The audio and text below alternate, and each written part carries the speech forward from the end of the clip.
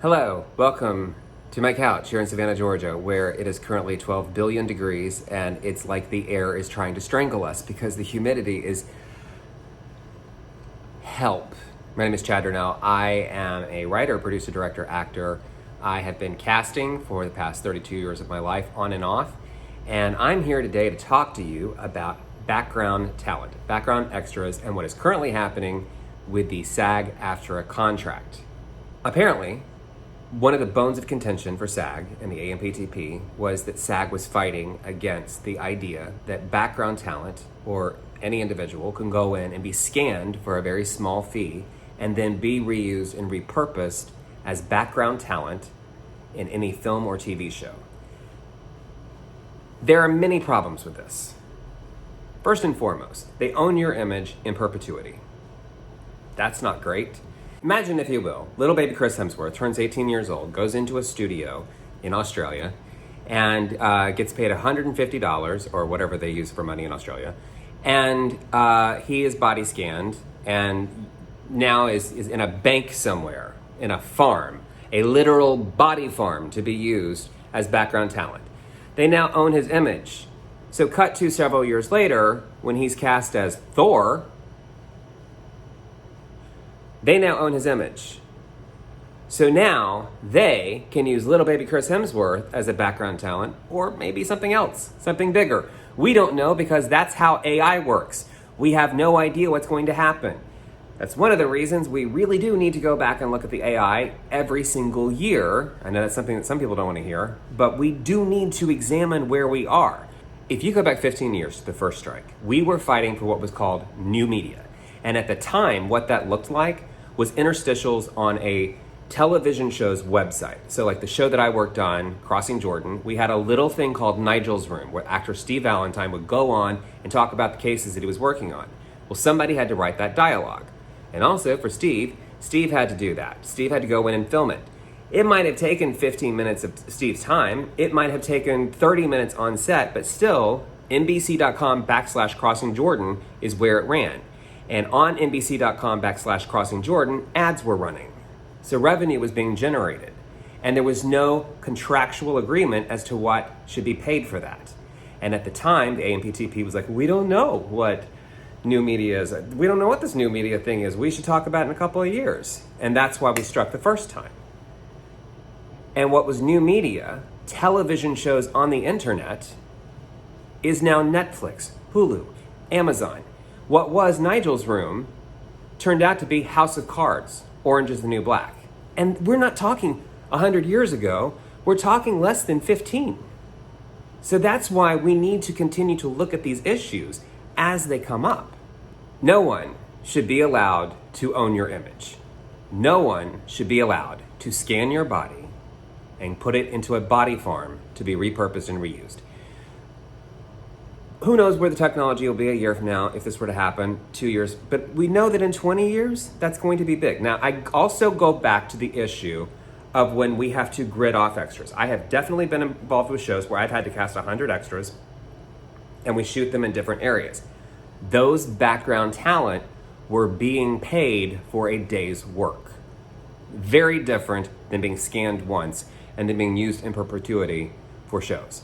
My talent was paid for a daily rate. They got paid, they got fed, they got overtime, they got whatever bumps they had to have. They were paid for their work on that day. That's very different when you go in and you're scanning people for that purpose. They were paid for the day of work as background talent.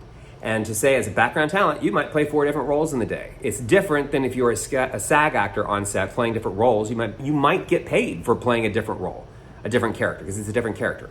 That's all contract negotiations with your agent. That's not what I'm talking about here. In Georgia, as a right-to-work state, our background talent are not under the union contract like they are in LA and New York and other parts of the country. All of our background talent are non-union with negotiable wages. For instance, the film that I'm currently casting, it's $150 based on a 12-hour day, time and a half after 12. Every contract is different because it's not union. It's not a union-based job. In Los Angeles, New York, wherever you're shooting, on a TV show or feature film, a certain number of extras on a negotiated contract will be, these people have to be union. and the rest of them are non-union. Sometimes it's minimum wage. Sometimes it's a little bit more, but it's different every time. You know, my father or like friends of ours who are like lawyers or doctors might want to go in and get scanned, get $200 and be like, yeah, I'm now part of a body farm. They use my image. But that's negating the work of a lot of creative artists. I have been doing extras casting since 1991, when I first worked with Cynthia Stillwell, who taught me everything that I know about casting. It was a little TV show called I'll Fly Away. I was her casting assistant all through college. And she taught me that casting was about creating a tapestry of lives. This was before the internet. This was before digital photographs. People literally had to mail in a snapshot of their picture with like an index card or a piece of paper on it with their name and telephone number, because they didn't have email addresses back then, and their sizes. I would have to then put them out on the floor with Cynthia, and we would literally put together what the faces look like on the day. We would create a tapestry of lives. That's her phrase. And over these faces, that's how we would create the room. That's how we would create the world. If it was the courtroom on I'll Fly Away, if it was a family on The Oldest Living Confederate Widow Tells All, if it was She Cast Fried Green Tomatoes, if it was creating the world of that town, she would handpick all the faces and lay them out. Then we would have to individually call every single person and say, get a pen and take these directions down. Those people created the world, and it's not fair to call them human props, which is often what they're called. They are artists. They still have to be able to act. I recently worked on a project where I had certain extras that had to be able to act. They're still considered background, but they need to come in with an ability to emote, to make a scene, to make a moment. And to bring it all down to like you can just scan them and use them as like AI is really unfair. I will always be a huge supporter for background talent. I got my start in background. That's how I met Cynthia. Background talent, working as a background, you learn what the lingo is on set. You're matching your actions back to one. If you have to take a sip when this line is being said over there, it's the basics of acting. It's getting in there and getting to learn what to do and how to do it and match it. And you're getting paid to do it. It's free acting school. And when I hear casting directors and I hear teachers say, don't do background work, that's BS. Do all the background work you can. You'll hear casting directors say, oh, you shouldn't do background work because then a casting director will see you and then not bring you in for an audition. Please, for the love of God and Jesus, tell me one casting director that has ever recognized an extra in the background and said, oh, I can't bring that person in, they do background. It's never ever happened. Now, ask me how many of my background have been upgraded to a principal role on that show. Ask me how many of my background who were upgraded to a day player became recurring. Don't mess with me. I will always fight for my background talent because they are the most underpaid people on the set. They get treated, in some cases, very badly, but in many cases, they are treated well. And I try to be there to support them on the big calls. I'm there with them at check-in. Email me with any problems on set. I know I'm one of the exceptions. But we could not do our job without background. So if you've ever worked on a set of mine, thank you.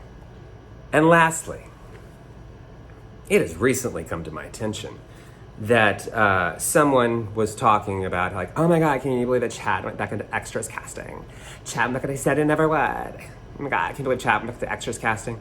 I'm also the location casting director on the film, which for some reason has more prestige than being the extras casting director. Also, weirdly, I get paid more money as the location casting director than I do as the location casting director than I am as the extras casting director. Though I work 10 times harder as the extras casting director 24/7, dealing with hundreds and hundreds of bodies a day, than I do in location casting. I love getting to work with talent and I love getting to work with agents. But to say that extras casting is not casting is bullshit.